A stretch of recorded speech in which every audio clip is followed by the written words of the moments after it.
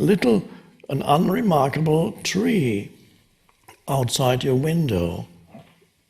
The leaves, or one leaf, is vibrating slightly in the breeze, and it goes, and the other leaves also joining in. And then perhaps you open the window and you can hear that slight noise of the leaves in the wind.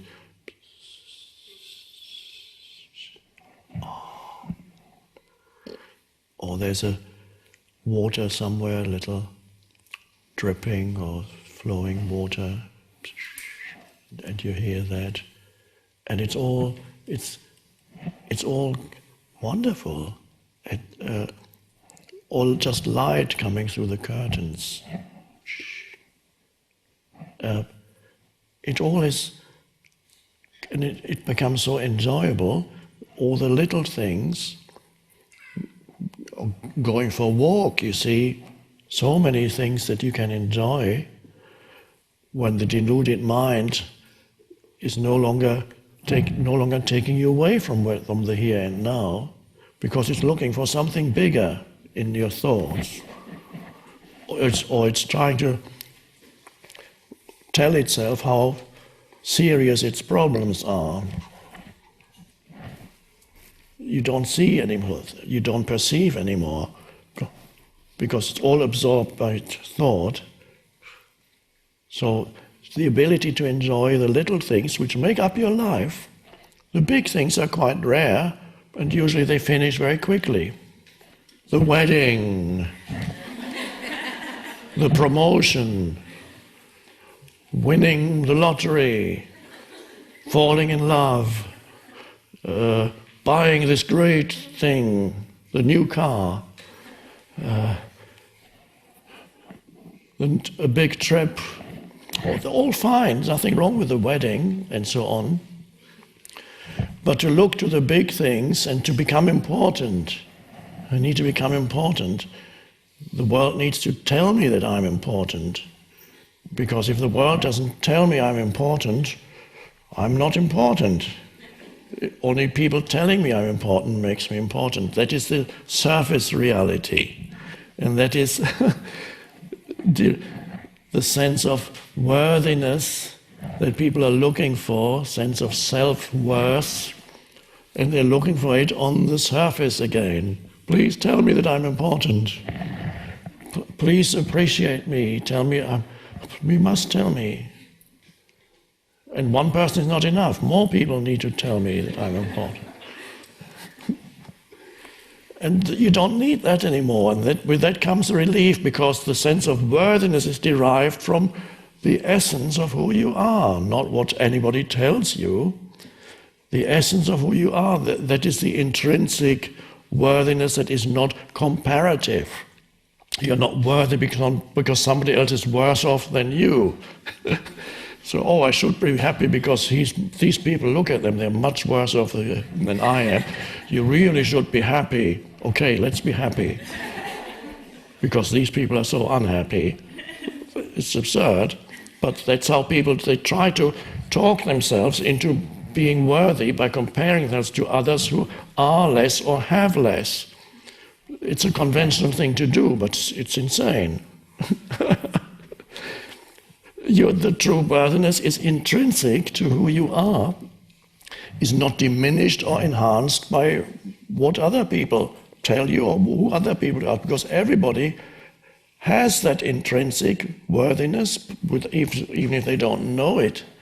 So your sense of who you are is the preciousness of the good. Be connected to the one, the formless, spacious depths within you. That's your true worthiness. And then whether the personality on the surface is considered important or not important, or has achieved this or that, or has failed to achieve this or that, is no longer important. And even if you achieve things, you can enjoy the successes without being totally caught up in them, because if you get totally caught up in your successes, you will also experience the end of your success. People don't appreciate you anymore. If you go too much, yeah, I did it, I won, I got it. And then you fall down from there, because the next time maybe somebody else wins, and or you win for a few years and then strength is lost and then you start losing. You didn't get out in time. Or you get out in time and then you sit there and look at your trophies and say, what now?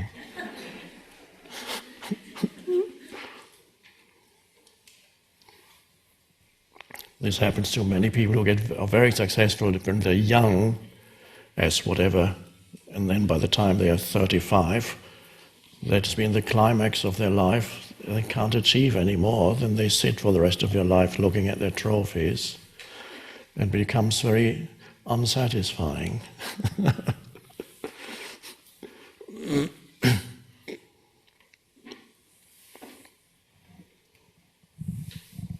So appreciating the little things that comes with that connectedness with the good. You see the good in everything.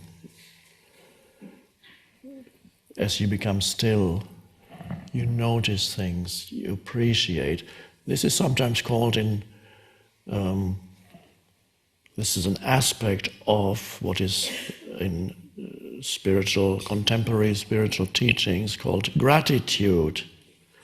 That really you don't need to have the words, oh, thank you so much, to be in a state of gratitude. You don't necessarily need the words. The words can be helpful for a person to whom gratitude is something totally new, and you can appreciate little things and say thank you. But after a while, you don't need the words anymore. It's not. The gratitude is to give attention, is to appreciate. That is the essence of gratitude.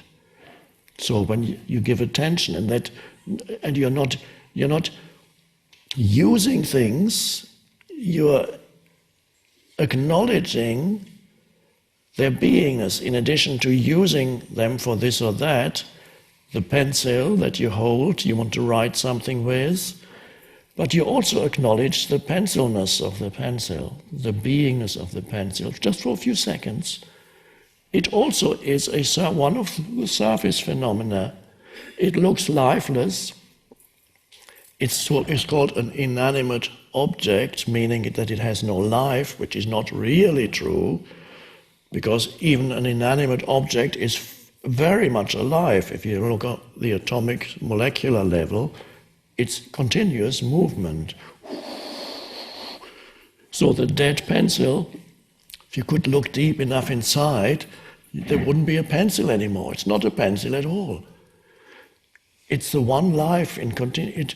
If you went in there, you would say, but mostly empty space, of course. Probably all empty space, but Peter is the physicist, he could tell us more about it.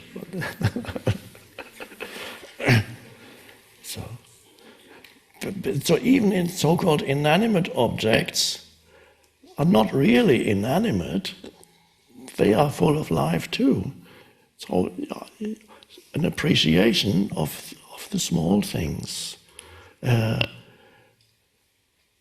really is gratitude.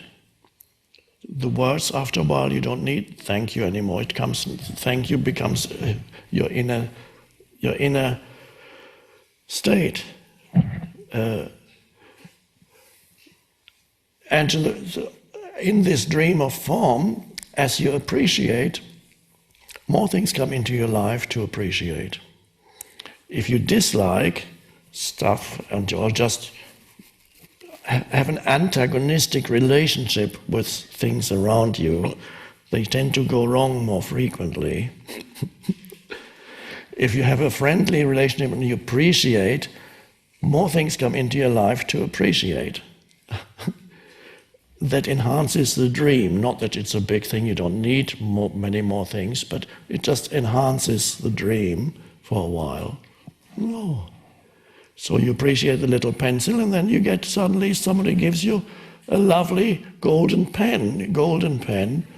Oh, it's not any greater really. It's I always appreciated my transportation. I had this strange habit for up to the age of 32 or something like that. I used mostly a bicycle, when I lived in London for many years, I would use my bicycle every day in the heavy traffic and found it quite enjoyable. And whenever I had a relationship with my bicycle, and whenever I parked it somewhere and put a chain around it, I would always look at it for 20 seconds or so before walking away, just appreciating it without any thought. I think that only came after the shift at 29. So I think before it was just a means of transportation. But then I appreciated it much more after that. And now that I have a car, a nice big car, I do the same. I park it, and then I look at it. And people think, why are you looking at your car? Is something wrong? Or they think there's some egoic identification with my car, but I did the same with a bicycle, and you can't have much ego around a bicycle.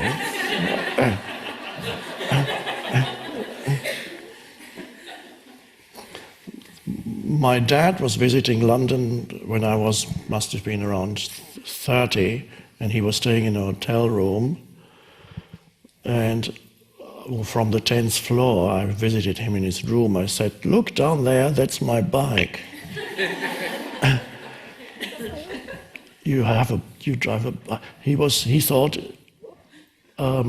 it was such a dreadful thing to be reduced to riding a bicycle in London. He said, "I must find enough money to get you a car." Well, he didn't find enough money to get me a car, but he thought it was such a dreadful thing to be reduced to riding a bicycle, and I was actually wanting to say how lovely it was to have the bicycle.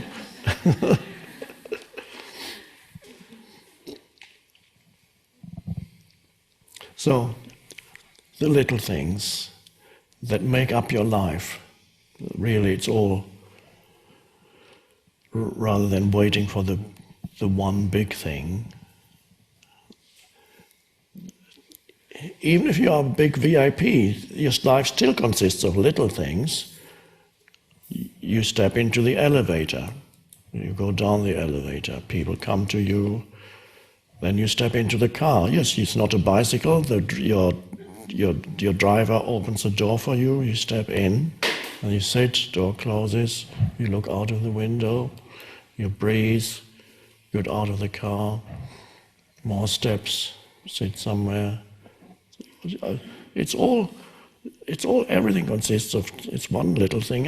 When I give a talk, sometimes talks to thousands of people, if I thought there was a big thing coming now in my life, a big talk coming up tonight, what am I going to talk about? That would already be stressful. But if I can stay with the simplicity of every moment and appreciate it, then it's very pleasant and there's no stress. Then I acknowledge sitting in the room before a talk, the so-called green room, and look around and breathe and sit and look at the bananas. There are always bananas in my green room. I might eat one, but usually after the talk I eat it. And a glass of water or a bottle of water and some flowers sometimes. And it's just that room here, breathing now, and then you take a step, and then you sit on a chair, and then people are there, and the mind is still, and there's no complaining that says, I need to know what I'm going to talk about. There's just the stillness, and then the words come out of the stillness. There's no stress involved, because there was nobody projecting himself beforehand into that situation and thinking, what's going to happen? What will I...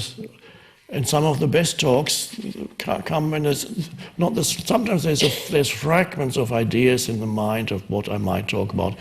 Very often, these are not the things I end up talking about.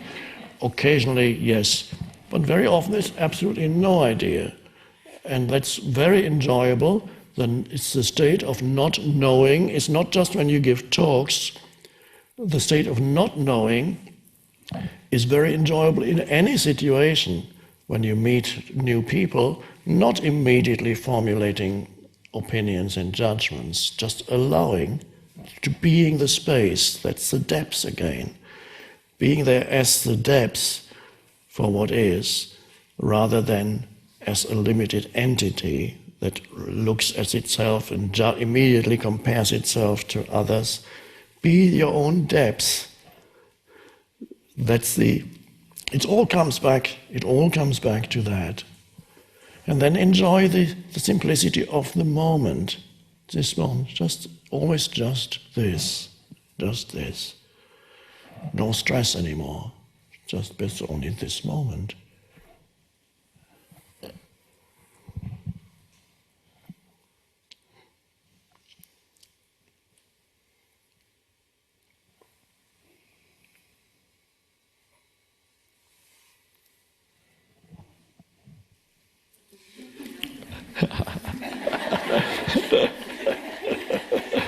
No bell.